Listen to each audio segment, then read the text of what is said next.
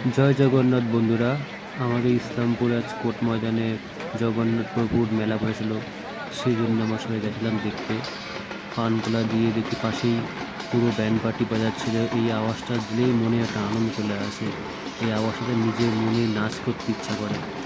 তো এই দেখতে দেখতে চলে আসলাম কিছু মাটির কিছু খেলনা কেনার জন্য। তো কাকারা সবাই গ্রামের থেকে এসেছে, কেউ মাটির খেলনা, মাটির পুতুল, মাটির ঘর নিয়ে ধরেছে। আমি এত কিছু কিনিনি, আমি একটা শুধু মালা কিনেছি হাতে হাতে পরার জন্য। আর এখানে কাঁসার জিনিস, রূপো, স্টিলের জিনিস অনেক দোকান বসেছিল এখানটায়। আমি এত কিছু কিনিনি, আমি জাস্ট একটা মালা কিনেছি এখান থেকে হাতে পরার জন্য। এটাই ভালো লাগে। তারপর ওখান থেকে বেরিয়ে দেখি পুরো মেলাটা ঘুরে দেখলাম কোথায় কী বসেছে। দেখি সামনে দেখি বাচ্চাদের অনেক কিছু খেলনা বসেছে এখানটায়। মিকি মাউস আমার বাচ্চারা দৌড়ে দৌড়ে উঠছে এখানটায়।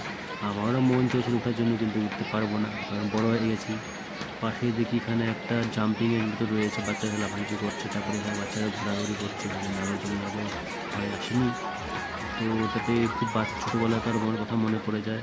দেখতে চলে আসলাম কিছু খোরমা কিনবো আর জিলিপি কিনবো বলে। তো এখানে এসে দেখি আমারই ভাইয়ের দোকান দাঁড়িয়েছিল।